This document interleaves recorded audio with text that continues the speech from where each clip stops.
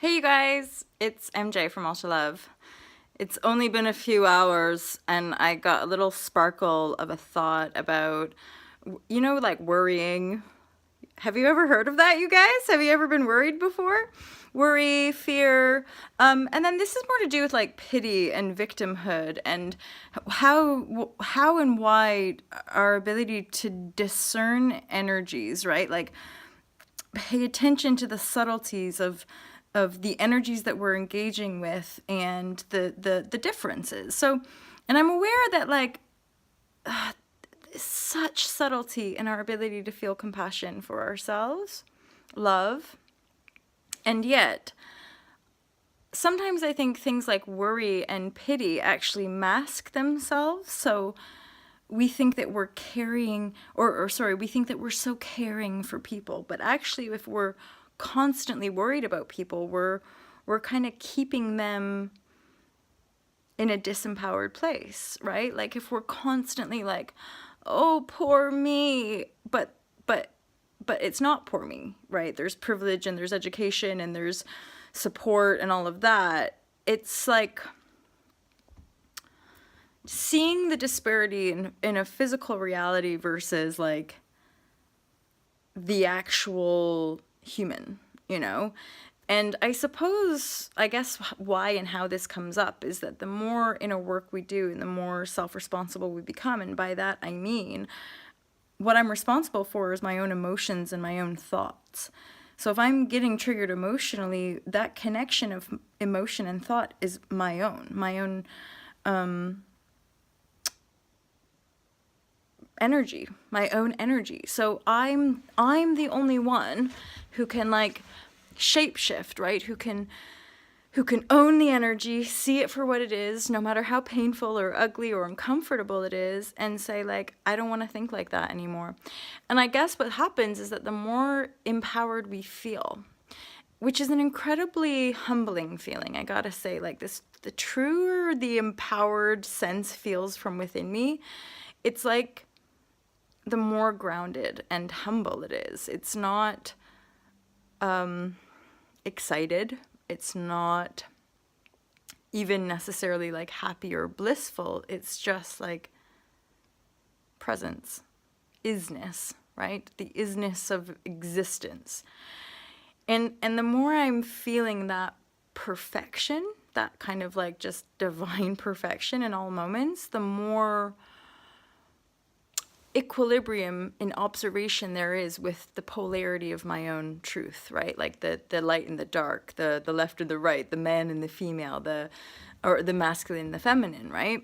And so within my own integrity and within my own sovereignty, my intuitive gifts are kind of honing and refining.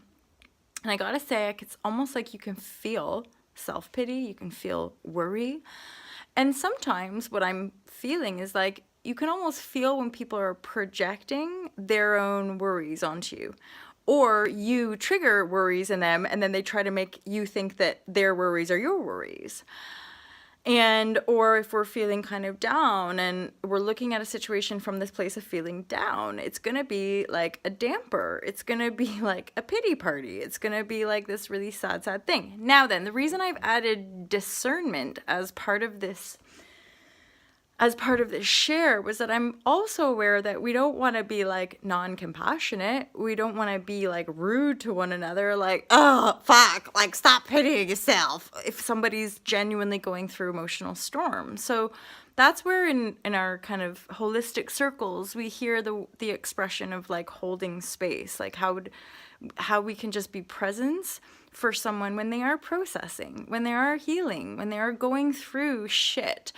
And it's good for us to express and to vent. And then once that expression and that venting is over, then we remember who we are and we remember that we're not here to blame one another and that it's not someone else's fault that we go through all this crazy shit, but there is a collection of us. There's a body of us, right? They talk about this in some circles like the body of Christ. We are Christ consciousness awakening in form, and we know we're all divine from this point of attraction, so we never fix people in this place of worry and pity. what I'm saying is that we want to be able to love and hold space, but we don't want to like, oh, poor blah, blah, blah, poor blah, blah, blah, because that like, oh, to me feels like we're actually projecting one another as disempowered beings. If I'm so concerned about so-and-so, then I'm not really in faith that they got that or they got this, because if I feel loved and empowered, what I recognize is that every being, every day, every moment, we always have a choice. Every single day and every single moment, and every single breath, we have a choice to be connected to source, to be connected to our knowing, to be in love with the totality of who we are, whether we're high or low or down or up or whatever. We have that connection, right? Ninth house gypsy. That, I think that's like another breakthrough that we all go through, is letting go of fixing, because the fixing is actually weirdly like our own still conflict. So once we can be the fullness of who we are, we see the fullness in other, right? And other has choices to continue to step into their fullness and reflect you, or to not. And then usually if there's a disentanglement and not an ability to stay vibrating together, it's because of denial. So when we can't continue to grow together, there's usually an aspect of denied self. So we deny an aspect of ourselves, or we heal that aspect of ourselves and we transcend it, transform it, rise above it. Or we deny, and then we go back and repeat a cycle. So we have to go over all of those things from that past cycle again, so we can see ourselves. And patterns aren't a bad thing. I'm having to really look at that and honor that, because I talk about patterns in the Fearless Life Guide, and patterns aren't bad. They're good. Patterns are great because we keep seeing them until we're like, yeah, I just did that 6 months ago. And I've just witnessed and transformed another pattern, and the beautiful thing here, you guys, is that I can really feel the next level support is like the first time that I've gone through this same pattern, but the outcome was different.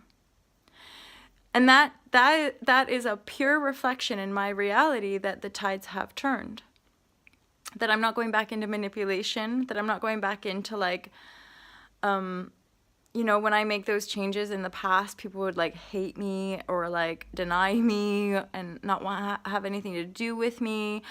And this time, the pattern's risen. I've stepped in next level, and the other that I was in the pattern with is still with me, is not wanting to cut me out or deny me or hate on me. We're both conscious creators who are choosing to like uphold the pattern as the truth of our blessed lessons, but then also like let each other go on a certain level. And that is really powerful, because I feel like a completely different person. So thank you for this message. It's so needed for me right now. It's a challenge at times for me to hold space instead of getting sucked in. Oh my gosh. And you beautiful souls, that's why we meditate, right? That's what meditation, mindfulness, relaxation, yoga, energy work, all it is us like practicing our ability to just be with people and let them vent and let them share.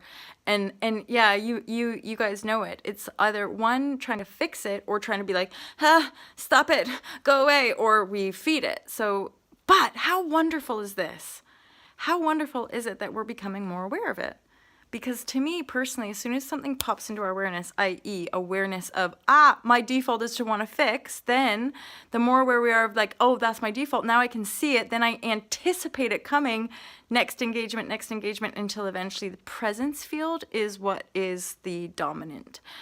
And I would say for me, I mean, it's been years and years, and it's only in the last probably even like 6 to 8 months that like the presence has started to become the default. Like, defaulting into presence seems to be what is like my natural response now. But I guess that makes sense when you're coming fullness into your integrity, because you're not running any unconscious programs in the same way. So everything is exposed into your light, right? Like everything. And so nothing is triggering you in the same way. But I'm going to continue to share because I often share these in this state of beingness where I've been riding a wave for a while and feeling pretty lifted and supported. And then I still have little bumps that knock me back or that force me to look at something else. Some of you guys know, and this is relevant to the Venus retrograde, I'm now having a total review of love, sex, and romance, and another up-leveling of abundance and resources and self-worth. And having surpassed the pattern. And this is why I gotta say, we gotta love our patterns, right? Because we just keep repeating the patterns until we're like, yeah, I see what I'm doing. And then we like outwork it, right? With as much grace, love, light, compassion, forgiveness as possible. Of course you are. Ninth house journey, defaulting to presence. I think like most of us tuning in here with these sort of, I think these sort of messages are very much for those of us on the path, right? Those of us who desire to see a new world, or so are doing everything in our power to project that world, right? And as we're noticing with cyclings, with spirals, with like vibrating the cosmos, we're having to go round and round these different energetic cycles, which keep showing us in our physical field where we're being triggered on a lower level, you know, shitty stuff versus like the beautiful good stuff. And it's not about denying either or, but embracing the fullness of who we are, which is a really big piece, especially sometimes in spiritual circles. There's an element of denial because we want it to all be fluffy rainbows. And I don't know, I think in the 3D, we have this like, we have to put spiritualness into this like higher realm. And my deepest understanding of like spirituality is like, but everything is spiritual. This whole world is spiritual. The illusion or the fucked upness of the reality or the false perception is that we gave the world outside of us, we gave the illusion more power than our own heart. So the whole awakening is just us remembering in a very real way in our own hearts that we are the creators, that we are the ones who are choosing to see this world. And so once we remember and then awaken, or awaken and then remember, all we're doing is refining and honing our inner vision so that we're seeing a more beautiful world. And that's what all of us are doing on some magical way. And that's why we kind of want to let go of idol worship or like material worship or any of that. Yeah, like worshiping the external world or other people outside of us, instead of like worshiping our own heart and worshiping the altar of our common humanity, right? So yeah, there you go. I sometimes like can't hold back when there's a really juicy little nugget and I wanna elaborate. I kind of want to talk about that because I get it both ways, and I I feel so bad, and then now I'm at this point when I get that like I'm like no, they're a powerful creator. They can choose, so they can choose to be positive, they can choose to rewrite their stories, they can choose to da-da-da-da-da, but they're not, gonna pull me in or take me out or suck me into some drama, especially when there is privilege and there is all of that kind of stuff, right? So yeah, just feeling a lot of love, feeling some power, and I literally have like a couple minutes to spare in between my laundry. I gotta go do laundry, you guys. It's all of the normal spiritual things that a spiritual person does. Spiritual. I'm spiritual, everybody. I'm spiritual and I'm going to do my laundry. Hey, Nestor, we're always like 505 1313. You've always got the number, love. You guys, I thank you. I wish you well. I hope that was useful to you.